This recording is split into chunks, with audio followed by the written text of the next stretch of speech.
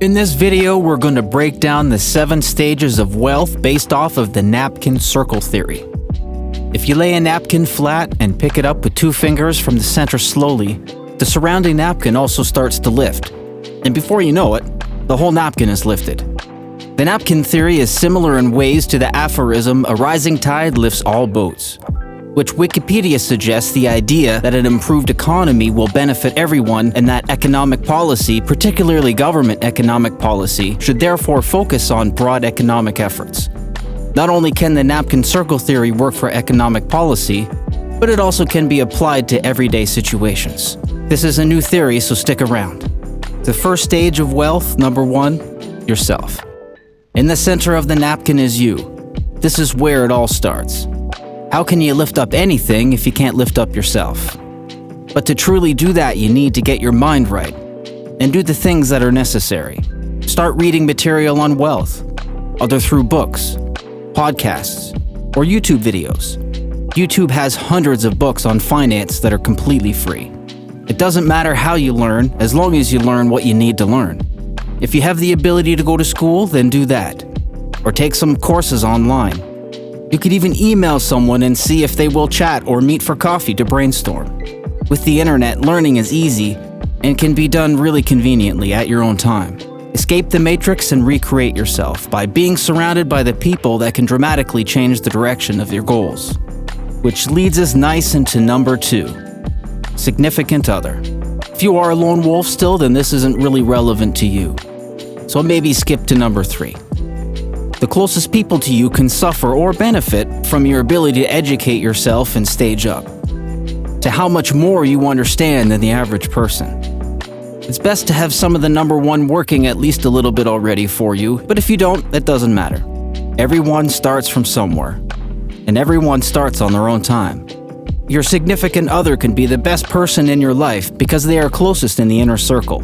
They see things and experience things most others don't related to you. Good and bad. If anyone deserves to be at the top of your napkin, it's this person. Especially if you make it to stage 7, because these stages come with great sacrifice. Number 3, family and friends. These people are the rest or all of your inner circle, your most trusted people.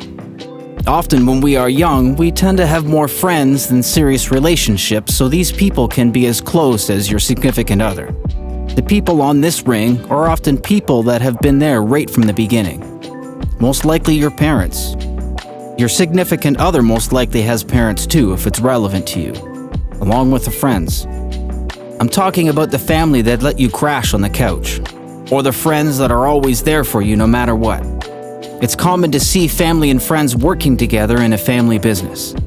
They can see how you do things and hopefully it will rub off on them. Or at least they can provide for their family too. And then in return, they kind of have their own napkin circle theory started. They can put their kids through school and give them what they need so they can make a difference. It's just like a ripple effect of the napkin circle theories. It's pretty powerful, especially when we move to stage 4, community. Once you have everyone in your inner circle taken care of, then the next stage is to help your community. You could always use your wealth to expand education, to help stop poverty and violence. So many great people with very bright futures don't always make it out of a bad community. There are so many things that can be done. You could fund a police department to help keep more cops on patrol where they're needed. Open community centers so the youth have different options. They can learn to play sports, get some simple education, or just get a warm meal and some clean clothes. No questions asked. This napkin theory doesn't work unless everyone is lifted. That includes everyone. If you want to change the world, then start with your community, then expand to number 5, your country.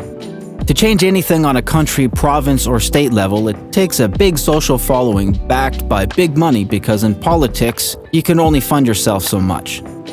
You need very rich and powerful friends. The people with the most power are the ones that can put laws into place. These people are the mountain movers. They use their money to influence politicians by giving them donations, in return for some favors when they get voted in. This isn't the only way they manipulate the system. They use this to gain more leverage over everyone through the legal system. Big money puts a lot of their wealth into preserving it, protecting it, and this is how they do it. If you want to make real change at some point, politics becomes unfortunately necessary. A lot of things need to line up, but if enough resources are put into place, you can really change a thing or two. Progress is slow, and it takes usually decades. But with enough time and money, you can change the world. Or at least be part of it. Which leads us to number 6, worldwide. To change the world is a billionaire's problem. Philanthropy at its finest. Take Bill Gates, for example. He is a big part of the reason why polio has been eradicated. Him and now his ex-wife put decades and billions of dollars into spreading the cure. They used their wealth to educate and influence people in the best way possible. They used it to help people that couldn't help themselves. Who knows how many millions of people that will save. There are many billionaires that put their money into things to help preserve what's really important, not just their wealth. Mr. Beast also has fed and gave access to clean water to millions of people in Africa. There are a lot of billionaires doing it. But like we said, progress is slow, and most people aren't that influential. The final stage of the napkin circle theory is number 7, planetary. The amount of money and smarts this takes is still to be seen. Closest to this planetary wealth is Elon Musk. His final goal is to colonize Mars, have people living there, have an atmosphere. That's some pretty serious planetary wealth. To do this, you need to invent things that don't even exist yet. He has already built a rocket company that has succeeded in ways that no one has ever. He has built his own satellite communications company called Starlink.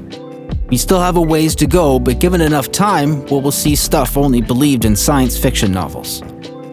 Once the human race isn't reliant on the Earth, we will all be planetary. Tap into a better energy source, maybe. At the end of the day, the best thing you can do is to make sure you leave the planet in a better place than we found it. You don't necessarily need to go planetary to use the napkin circle theory for good. We still need everyone to make this work. We need so many different services that help people. This creates a massive ripple effect, which still helps raise the people around you. No matter how fast you move on the napkin circle theory chart, if you are working it, then you are getting closer to your wealth. This still leaves the world better than you found it. Hit the like button, ring the bell for future notifications, and make sure to subscribe. Would like to hear what you have to say. Leave it in the comments below. If you found this video helpful, please don't forget to check out these other ones as well. Thank you for watching.